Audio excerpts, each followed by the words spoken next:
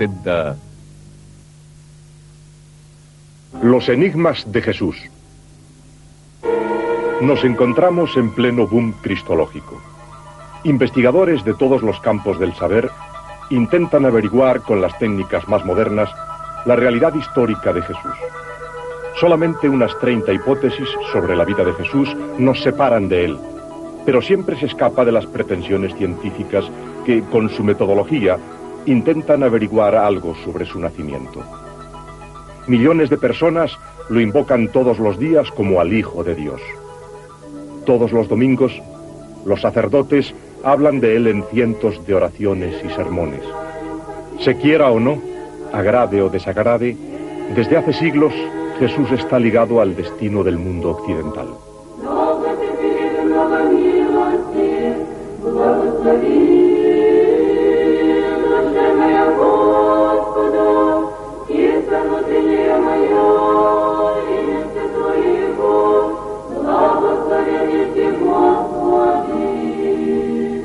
Hace 2000 años, inexplicablemente, la atención del mundo se dirige hacia una lejana provincia romana.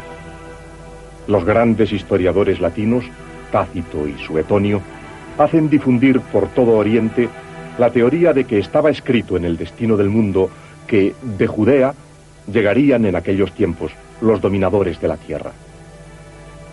En las llanuras de Mesopotamia, la astrología y la astronomía prevén que desde Judea vendrá un Mesías a dominar el mundo. Según los astrónomos, su reino comenzará con la era de los peces, y precisamente en el año 7º a.C. También las profecías hebreas, que tienen una historia milenaria, hablan de la llegada del Mesías en un momento muy preciso. En el libro de Daniel, el último del Antiguo Testamento, se anuncia en el capítulo 9 la gran profecía sobre el inicio del fin de los tiempos, esto es, la era mesiánica que tendrá lugar el año 26 a.C.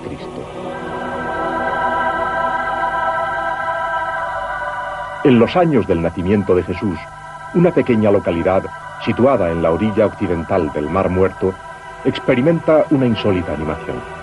Las casas son ampliadas para acoger a las gentes, cada vez más numerosas, que se retiran para preparar la llegada del Mesías.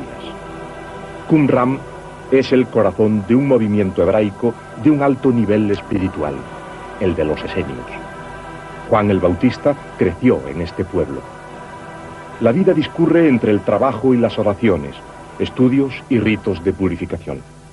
Los esenios visten siempre con prendas blancas, practican el amor al prójimo y se ejercitan en una rigurosa vida ascética. En 1947, un beduino descubrió en las cuevas de Qumran la biblioteca de los esenios, un verdadero tesoro arqueológico custodiado ahora en Jerusalén, en el Museo del Libro.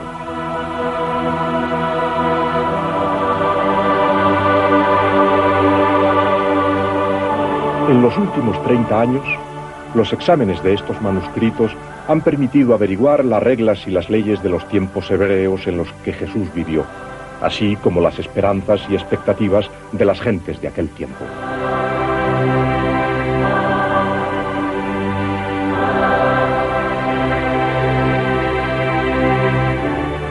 Una parte de los escritos no ha sido todavía publicada. Se trata de pequeños fragmentos de escritos hebreos que no mencionan a Jesús. Los manuscritos de Qumran no han aportado los grandes descubrimientos que mucha gente deseó en aquel momento de su aparición. Más bien, al contrario, nos han hecho ser conscientes de lo poco que sabemos sobre este personaje histórico.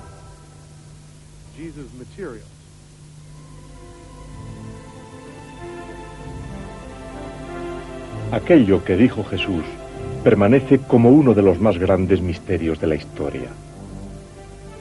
Para la Iglesia, el texto de los evangelios de Mateo, Marcos, Lucas y Juan transmite fielmente todo lo que efectivamente Jesús predicó y enseñó. Tienen un valor dogmático en lo que se refiere a la oración y la educación religiosa. La Iglesia ha desechado unos 80 evangelios denominados apócrifos y otros textos agnósticos sobre los cuales se ha centrado en estos últimos años un renovado interés por parte de los estudiosos. El sueño de cada investigador es encontrar el texto arameo con los 200 primeros versículos pronunciados por Jesús. También la arqueología contribuye a la investigación bíblica. En 1986 se descubrió en una tumba en Jerusalén el más antiguo texto bíblico hasta el momento conocido. Es una oración del libro de Isaías que se remonta a 2700 años atrás. Igualmente, los ordenadores trabajan en la búsqueda del Jesús histórico. Un centenar de investigadores aplican la informática en todos los campos del estudio bíblico, ya sea en el Antiguo o en el Nuevo Testamento. En 1988 se reunieron en Jerusalén para intercambiar y contrastar sus resultados.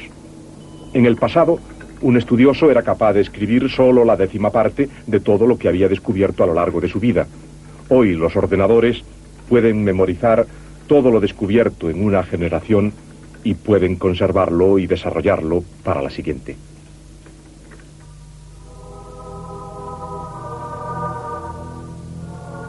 En septiembre de 1987, un grupo de científicos pidió a un ordenador que reprodujera los movimientos de los planetas en nuestro sistema solar centenares de años atrás, retrocediendo en el tiempo.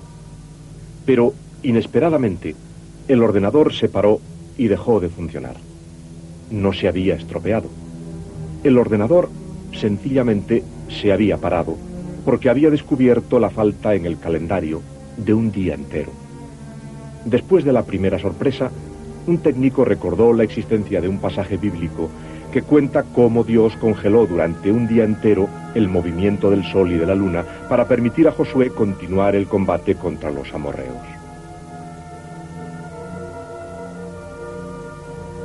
Se sopesó la hipótesis de que el ordenador se hubiera parado debido a la existencia de ese agujero en el tiempo. Pero además surgió otro problema. De hecho, el tiempo que faltaba no era de 24 horas, sino de 23 horas 20 minutos. ¿A dónde fueron a parar los 40 minutos restantes? También en este caso, la respuesta fue encontrada en la Biblia.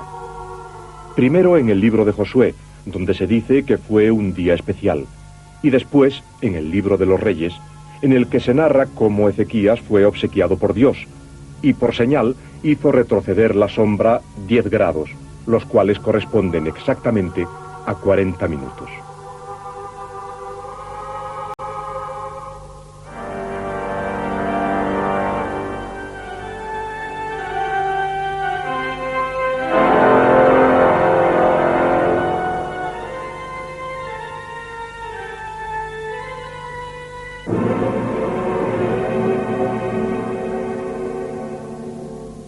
Todo lo que la arqueología moderna ha descubierto en Israel confirma que el cuadro histórico presentado por los evangelistas es paralelo a la sociedad, la política, la geografía y la religión de aquellos tiempos.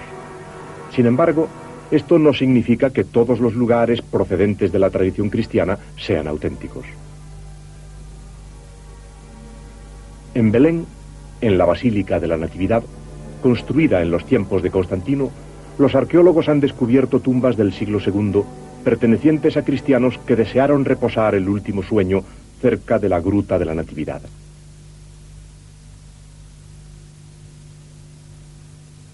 Una estrella de plata indica el punto donde nació Jesús. Según los investigadores, el nacimiento tuvo lugar alrededor del año 7 antes de nuestra era. Un arqueólogo franciscano ha descubierto un monasterio del siglo IV o VI, erigido sobre cuevas que fueron utilizadas por pastores. Este sitio es hoy considerado como el lugar donde se anunció la llegada de Cristo. La actividad arqueológica de los franciscanos se inició hace 80 años. Ocasionalmente, los arqueólogos franciscanos se han dedicado a otros trabajos no directamente relacionados con los evangelios. Es el caso del Herodium, la fortaleza, residencia y mausoleo del rey Herodes el Grande. No existen huellas arqueológicas directas de Jesús. No fue un gobernante y por ello no lo encontramos en los monumentos arquitectónicos y en las fortalezas. En los lugares donde estuvo no dejó ninguna huella, ningún rastro en las rocas, pero sí en el corazón de aquellos que le escuchaban.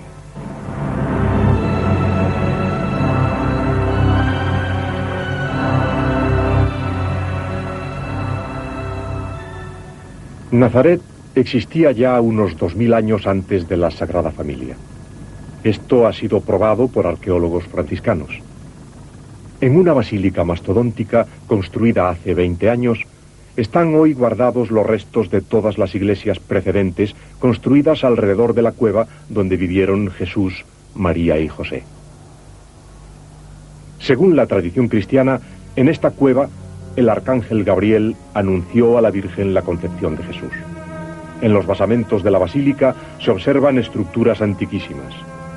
Los franciscanos han realizado una completa excavación arqueológica de toda la zona, descubriendo la gruta de una basílica cruzada, trazas de la época bizantina y prebizantina, y una sinagoga con los restos de una iglesia primitiva.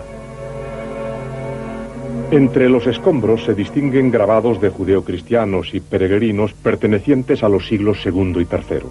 Juan el Bautista aparece portando una cruz cósmica. El testimonio más conmovedor está constituido por 2 palabras escritas por una mano inexperta en la base de una columna.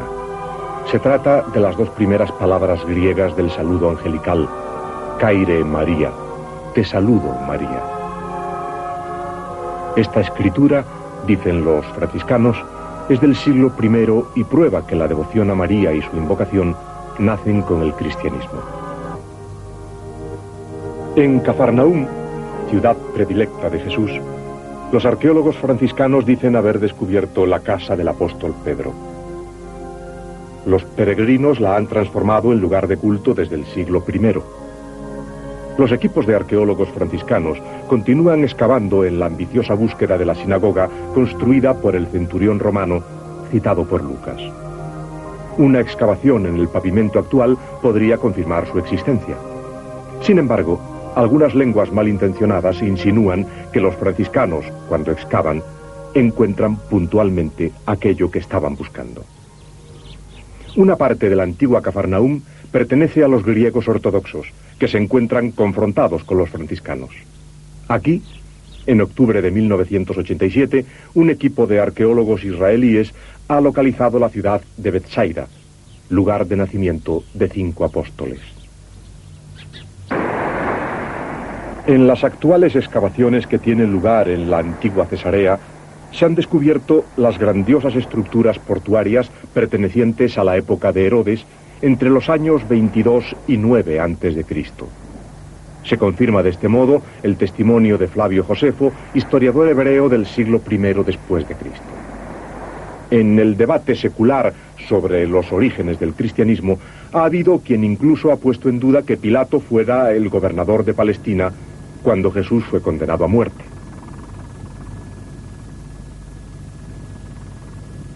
Una lápida descubierta entre las ruinas de Cesarea prueba no solo la existencia de Poncio Pilato, sino también de su prefectura. El testimonio de Flavio Josefo, de quien es reconocida su autenticidad, nos lleva a Jerusalén en los últimos días de Jesús. Nos encontramos en el comúnmente llamado Valle de la Cruz. Aquí podemos ver un monasterio bizantino construido en el siglo VI. Unos 1000 años después de la construcción de este monasterio, nació la leyenda según la cual fue en este valle donde se obtuvo la madera para la cruz de Cristo. Desde entonces todos aceptamos que este es el monasterio de la cruz. ¿Es presumible que en aquellos tiempos se realizaran muchas crucifixiones? Gracias al historiador Flavio Josefo, sabemos que en el período del primer enfrentamiento entre hebreos y romanos fue crucificada tanta gente que los romanos tuvieron que buscar madera al menos a 16 kilómetros de Jerusalén. La situación llegó a tal punto que se interrumpieron las crucifixiones simplemente porque no había madera suficiente en la zona. Cuando se habla de crucifixiones, es preciso tener en cuenta que no se realizaron centenares o millares de ellas, sino más bien decenas de millares. En Italia, por ejemplo, después de la revuelta de Espartaco, fueron crucificadas en un solo día 6.000 personas. Era una práctica común desde hacía centenares de años. Nosotros, los arqueólogos, nos hemos preguntado dónde se encontrarían las huellas de estas crucifixiones. ¿Por qué una práctica en uso en la zona del Mediterráneo durante centenares de años no ha dejado ningún testimonio arqueológico? En 1968, en una zona arqueológica al noreste de Jerusalén, fue descubierta una vasta necrópolis y algunas cuevas sepulcrales que albergaban 15 osarios llenos de restos humanos. En una de las urnas encontramos los restos de un hombre que se llamaba Juan, tal como lo demuestran unas inscripciones en caracteres arameos, sepultado hace unos 2000 años, y probablemente fue previamente colgado con la cabeza hacia abajo, los pies atravesados por clavos y las piernas abiertas. Aquí tenemos el hueso calcáreo derecho de este hombre crucificado hace 2000 años. Se puede ver el clavo de 11 centímetros de largo. En este punto podemos ver las huellas de fragmentos de madera de olivo. El clavo atravesaba el trozo de madera. Después traspasaba el pie hasta clavarse en la cruz. También podemos ver aquí el extremo del clavo, que al haber encontrado algún nudo a su paso dentro de la madera de la cruz, se ha curvado, por lo que no pudo ser sacado del pie del condenado. Es difícil decir en qué modo fue crucificado Jesús.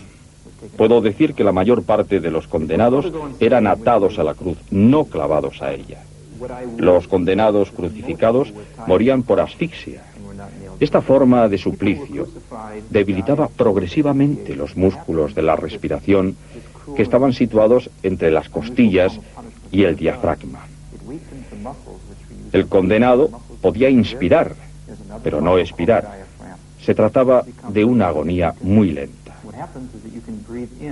Así murió Jesús, al igual que todos los demás condenados a la crucifixión.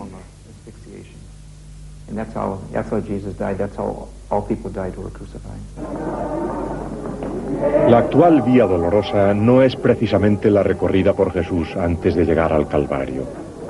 El camino no ha podido ser nunca definido científicamente. El recorrido realizado hoy por los creyentes data del siglo XVII.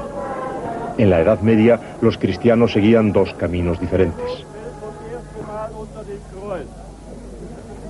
Wir beten dich an, Herr Jesus Christus, und preisen dich. Denn durch dein heiliges Kreuz hast du die Welt erlöst. Qui Gesù cade la prima volta. Der Weg sei nicht. Jesús nunca se paró en los lugares indicados a los fieles. De las 14 estaciones, 5 no son citadas en los evangelios. Fueron definidas en el siglo pasado. Pero quien recorre el Vía Crucis con la mente y el corazón inmersos en la oración, no se hace preguntas sobre la autenticidad de los lugares por los que pasa. Desde hace 2000 años, para los cristianos, Jerusalén es el símbolo del reino de los cielos. El Apocalipsis de Juan nos muestra, como en un tapiz coloreado, un conjunto de rasgos espirituales, literarios e históricos que recoge el trasfondo de la Biblia entera. Jerusalén, ciudad 3 veces santa, para los hebreos, musulmanes y cristianos, es para los creyentes el centro del mundo, del corazón, de la felicidad y del dolor.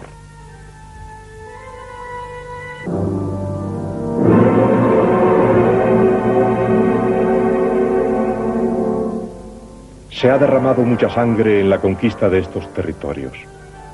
Jerusalén está tan llena de significado que a veces es difícil distinguir entre lo verdadero y lo falso. Además, las paradojas se multiplican. Así, uno de los lugares de Cristo arqueológicamente aceptado, la entrada principal al monte sagrado, realmente atravesada por Jesús cuando era habitual entrar en el templo, no suscita un particular interés por parte de los fieles.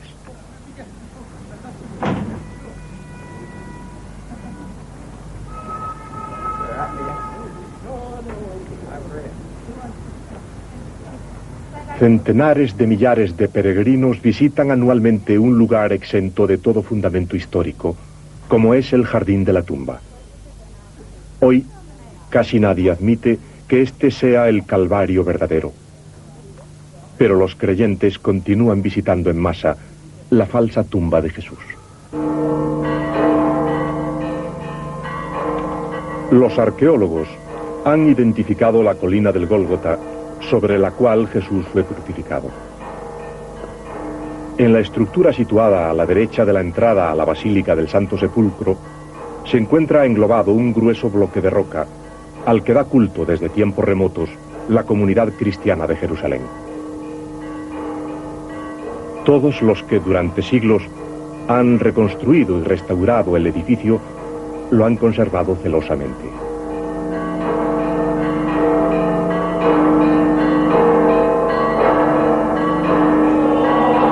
La basílica es custodiada por católicos, armenios y griegos ortodoxos. También reclaman sus derechos los coptos, etíopes y los sirios ortodoxos. Cada grupo tiene una parte de la iglesia y algunas zonas son comunes. Esta capilla, propiedad de los griegos ortodoxos, está construida sobre la roca del Calvario. Aquí, Jesús ofreció su vida. El patriarcado armenio, junto a la Iglesia greco-ortodoxa y a la católica, es uno de los principales custodios de la Basílica del Santo Sepulcro. Con esta excavación hemos encontrado la continuación de la roca del Calvario. Hemos descubierto la cueva donde los primeros cristianos almacenaban los víveres y el sitio, detrás del Calvario, donde se lavaban. Hemos encontrado el muro de la primera iglesia cristiana justamente en el lugar donde los primeros fieles se apoderaron de la cruz.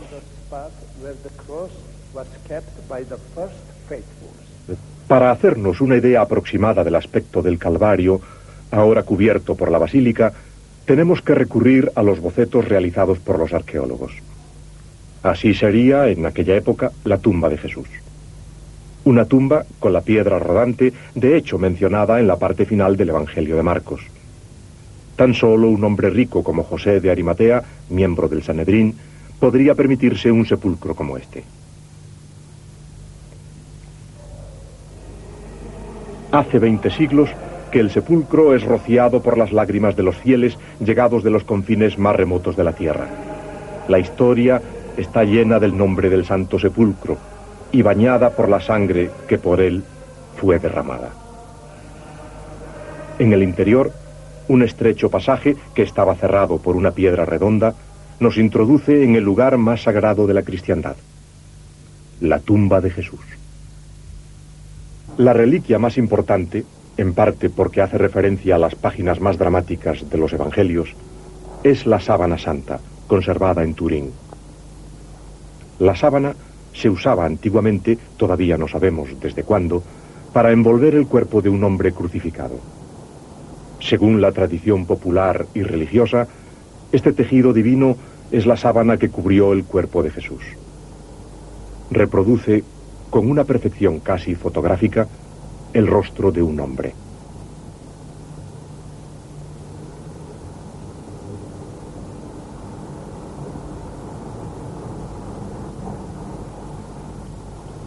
Sobre la sábana están impresas las huellas de la tortura sufrida por Cristo, descrita en el pasaje evangélico de la Pasión.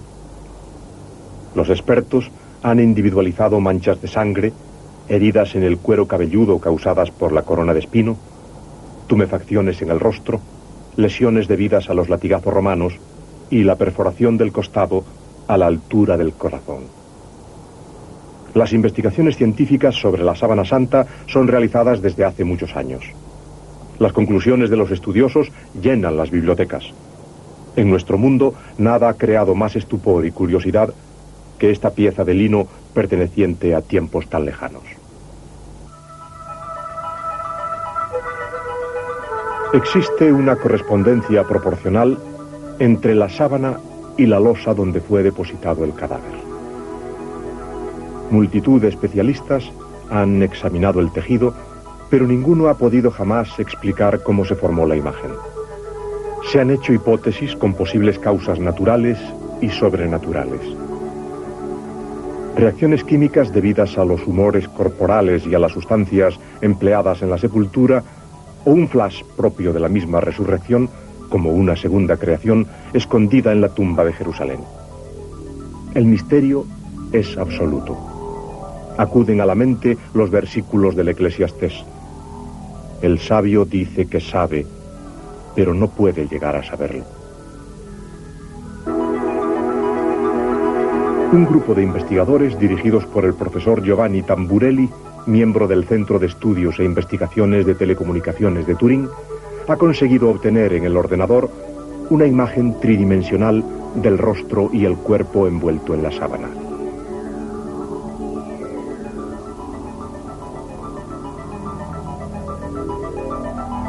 ¿Sería este el auténtico rostro de Cristo? ¿Quién era, en su opinión, el hombre envuelto por la sábana? Yo sostengo y repito que es altamente probable que se trate de un material que pertenece al propio contexto de los evangelios. Por lo tanto, la respuesta es que dicho personaje debe ser identificado como aquel al que se refieren los evangelios. ¿Quiere decir Jesús? Sí, usted lo ha dicho.